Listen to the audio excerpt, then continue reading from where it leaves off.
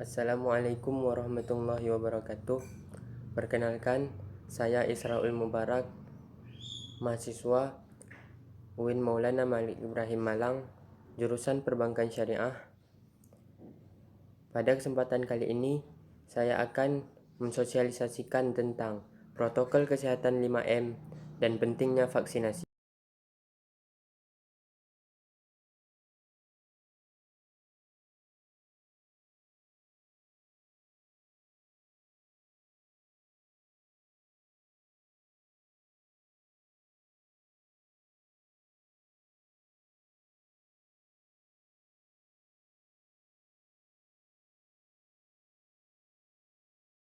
Meski sudah lebih 1 tahun, virus corona masih menyerang penduduk dunia tanpa henti. Mengalahkan penyebaran dan penularan virus ini tidaklah mudah. Beberapa upaya telah dilakukan oleh para ahli dan para penduduk untuk mengalahkan penyebaran virus ini yang menyerang secara bertubi-tubi.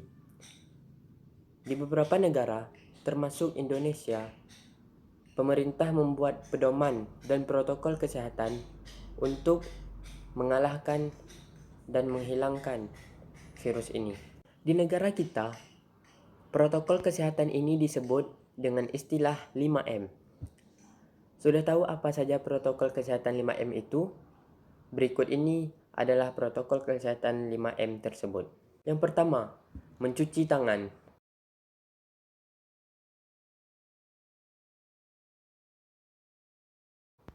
Mencuci tangan adalah salah satu hal yang sangat efektif untuk mencegah penularan virus corona. Untuk hasil yang maksimal, disarankan untuk mencuci tangan 20 detik beberapa kali dalam sehari, terutama pada saat setelah masak atau makan, setelah menggunakan kamar mandi, dan setelah menutup hidung saat batuk atau bersin. Yang kedua, memakai masker.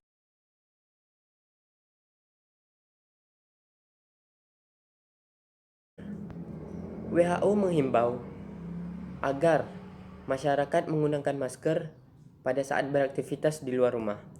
Namun, Center of Disease Control and Prevention atau singkatannya CDC Amerika Serikat menghimbau warga Amerika Serikat untuk tetap memakai masker walaupun di dalam rumah dalam keadaan tertentu, yaitu yang pertama, terdapat anggota keluarga yang terjangkit COVID-19.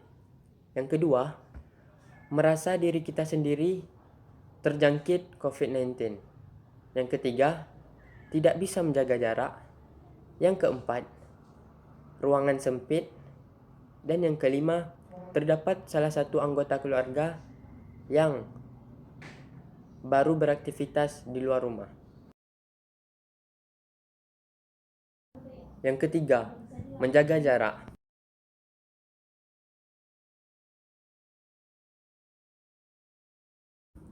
Protokol kesehatan ini dimuat dalam keputusan Menteri Kesehatan RI tentang protokol kesehatan bagi masyarakat di tempat dan fasilitas umum dalam rangka pencegahan dan pengendalian COVID-19. Di sana disebutkan menjaga jarak minimal 1 meter untuk menghindari droplets dari orang yang bicara, batuk, atau bersin. Keempat, menjauhi kerumunan.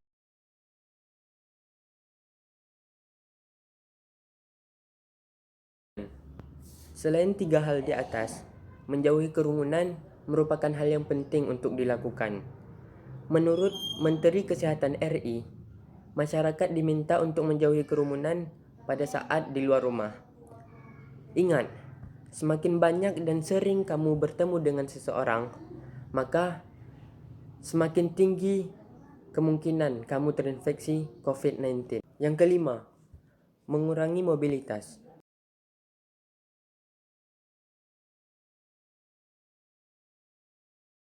Virus penyebab corona ini bisa terjadi di mana saja. Semakin banyak kamu menghabiskan waktu kamu di luar rumah, semakin tinggi kemungkinan kamu terpapar virus corona ini. Jadi, jika tidak ada kepentingan yang sangat mendesak, tetaplah di rumah. Selain adanya protokol kesehatan 5M, pemerintah juga memberikan kepada masyarakat vaksin COVID-19 secara gratis. Mengapa vaksin ini penting? Karena vaksin ini bertujuan untuk membuat sistem kekebalan tubuh seseorang mampu mengenali dan dengan cepat melawan suatu virus atau bakteri penyebab infeksi. Selain itu, juga berfungsi untuk mendorong kekebalan kelompok. Jadi, ini sangat penting karena selain Anda melindungi diri Anda sendiri, Anda juga melindungi orang lain yang mungkin ia belum memiliki sistem kekebalan tubuhnya.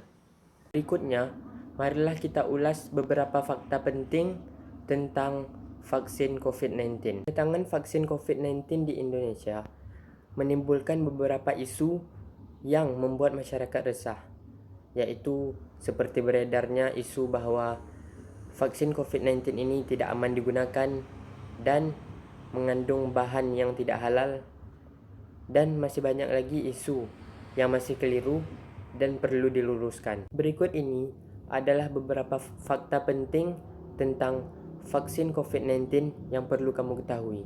Yang pertama, vaksin COVID-19 ini halal dan aman digunakan. Tidak sedikit dari masyarakat yang meragukan keamanan dan kehalalan vaksin COVID-19 ini. Namun, perlu diketahui bahwa sebelum disebarkan, vaksin ini telah lulus uji klinis dan evaluasi dari BPOM terlebih dahulu. Mengenai kandungannya, vaksin COVID-19 buatan Sinovac ini mengandung virus yang dimatikan, bukan mengandung virus yang hidup atau dilemahkan, dan juga tidak mengandung formalin, pengawet, boraks, dan juga merkuri. Selain itu, isu bahwa Majelis Ulama Indonesia yang menyatakan bahwa vaksin COVID-19 ini mengandung bahan yang tidak halal, itu telah dipastikan salah. Karena keamanan vaksin akan terus dipantau, baik saat diberikan ataupun sesudahnya. Jadi, kita tidak perlu khawatir lagi tentang vaksin COVID-19 ini. Yang kedua, vaksin COVID-19 yang akan diedarkan bukan untuk uji klinis. Beredar informasi di masyarakat bahwa vaksin yang akan digunakan itu hanyalah untuk uji klinis. Tapi fakta sebenarnya adalah vaksin ini bukan untuk uji klinis, tapi telah diberikan izin penggunaan oleh BPOM. Vaksin COVID-19 tidak mengandung sel vero.